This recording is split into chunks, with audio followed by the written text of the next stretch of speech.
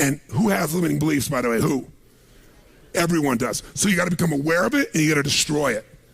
Now, how to do that? Honestly, if you've been to the UPW, you know how. If you haven't, come join me in San Jose or someplace else and come through the experience. When you change your limiting belief, everything changes. Because as you believe, so is it done unto you. If you believe you're right or you believe you're wrong, you're right. Because whatever you're certain about, you find a way to support it. I always teach people to exercise. Try this. And if you know it, do it fresh. Look in this room real fast for everything that's brown in this room. I'm going to give you a test. What's brown? Quick, look for brown, look for brown, look for brown. Brown hair, brown clothing, brown. Close your eyes. Tell me everything you saw in this room that's red.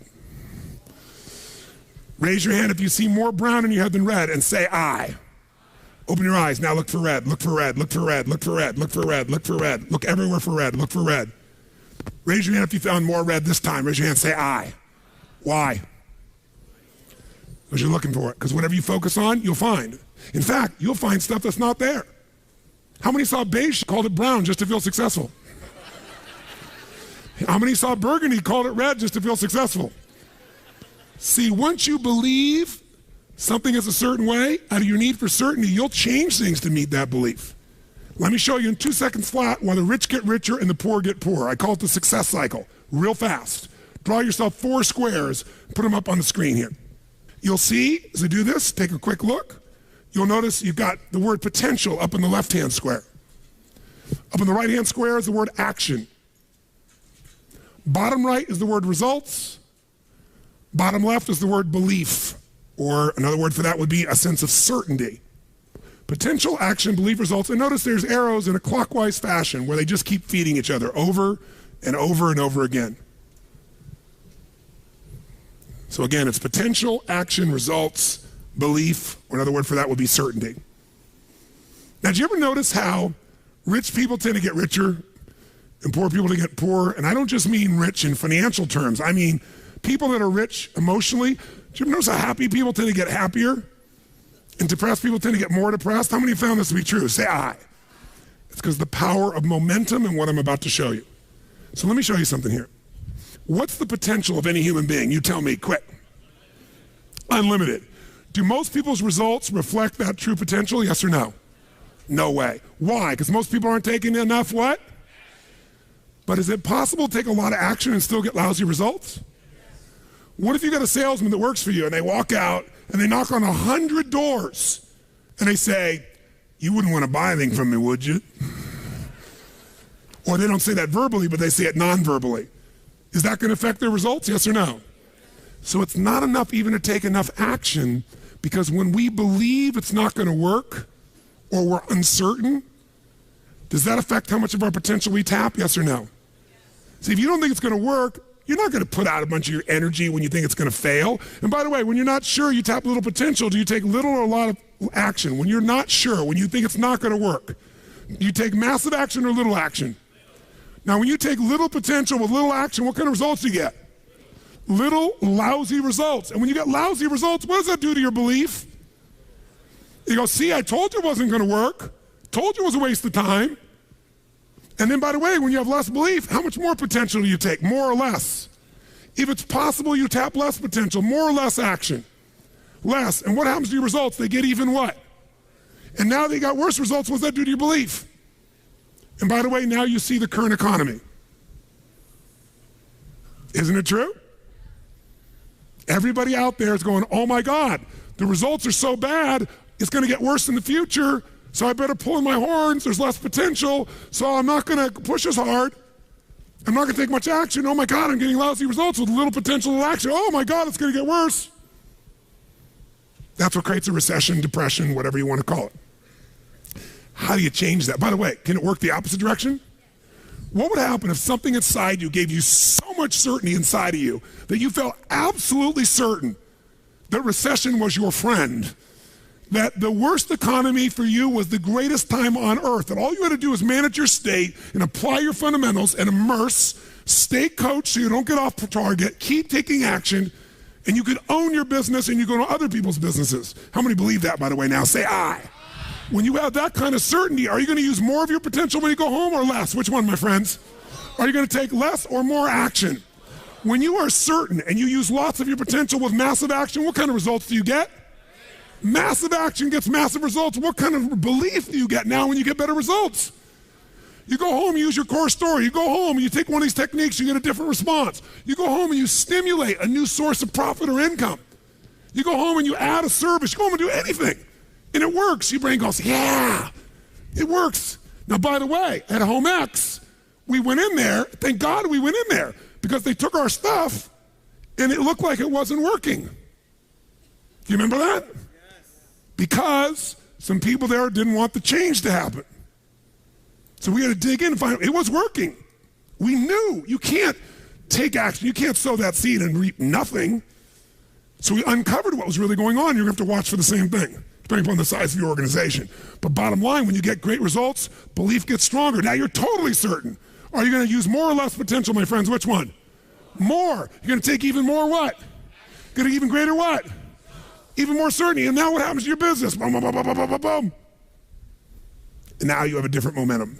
And so your economy does not have to reflect the economy. You get to create your economy. You get to decide whether you freeze to death or ski or snowboard. It's winter, but you can have the best time of your life. It could be a sunny, beautiful, magical time. But what you got to do is you got to manage this process. In order to do it, you got to change your limiting beliefs. And this week has been about doing that by giving you so many tools and examples that you'll be immersed. But I promise you when you go home, all this is going to be tested. A, because all the stuff that's waiting for you after being gone for 5 days. B, all the people there you work with, their limiting beliefs, whether you have one employee or two because you're an army of one or two people, or whether you got 10,000. And so you have to be able to implement. This, by the way, is, I'm not here to sell you, bring us in if we can help. Do you think we could help? Yes or no? Yes or no? Bring us in and we'll do it. Or get your team together and find a way to make sure this momentum goes in the right direction. Make sense? Yes. This is the must. If you have this high standard, but you don't really believe because the momentum's in the wrong direction, having the tools will be worthless. That's where certainty, that's where everything else we teach, that's what I do in my events, that's where you guys have been there before, that's what you got to bring to the table. What are the 5 keys for integrating this? Number 1, you got to go home and raise your what? Come on, guys, raise your what? Which means turn your shoulds into. Step number 2, you got to go out and change your limiting what? Find anything that's limited you and destroy it. What's the fastest way to destroy it? You can do it very quickly by producing the results in your mind over and over again. Or, why do you think I get people to walk on fire? Because they think it's impossible. When they walk in this fire, mentally you might say, oh, I can do it. But when they get in front of that fire and it's 2,000 degrees burning hot coals, it gets their full attention. And suddenly they have a state change. And when you get yourself in a state where you can storm through fire, it's not about fire walking. The state you're in to get yourself to walk across fire is the metaphor for anything that used to stop you, the fire of your life. And by the way, when you cross fire and you're on the other side doing something you once thought was difficult or impossible, it's that easy, your brain goes, what else can I do that I thought was impossible? It's unbelievable. It's not intellectual, it's emotional. Plus, after fire walking, cold calling is not a problem. You get the idea, ladies and gentlemen? All right? So what we're really talking about here is changing your beliefs. Now here's the 3rd key. If you're going to get maximum results, you got to model what works. We brought you for 5 days and nights here, models of what works. Go back and get them.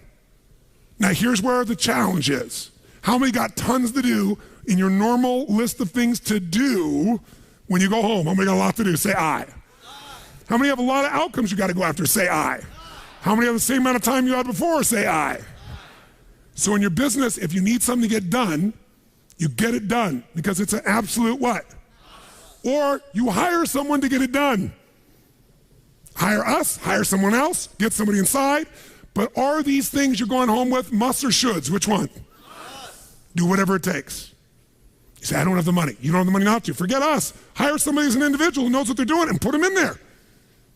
Leverage yourself. The only way you're going to get the game bigger is by taking a little bit of what, my friends? Risk, but that means get yourself some resources. Be resourceful enough to get the resources. What's great about this? What is this opening? What is this creating? What's possible? What have I not seen? This is going to make me see. What have I learned from this? What can I learn from this? What am I willing to do to still have it the way I want it? That's the 4th step. You intensify and you innovate. And then there's the final fifth step. And that fifth step's really simple, my friends. And that is step up and give. Step up and give more than anyone else could possibly expect. The ultimate transformation happens when you stop trying to get and you start to give. Whenever you're at your best, you're giving. I remember so vividly driving in my car, my Volkswagen Bug, and I was struggling, and I was 19 years old. I was driving on a freeway in San Gabriel Valley, the 210 freeway, I'll never forget. And it's midnight, and I'm frustrated. I felt like I tried everything, and I had these big hits, like the one you just saw, and nothing was going my way, and I was frustrated, and I kept thinking, how come I'm not getting what I want? And all of a sudden, it just hit me on the freeway. I pulled over the side. It was almost midnight, no cars really around. Grabbed my journal and I wrote, and I still have the journal to this day from when I was 19 years old, full page, and I wrote, the secret to living is giving. And I realized why I wasn't doing well. Because I all focused about what I wasn't getting. I was not focused on what I was not giving. And the whole game changed.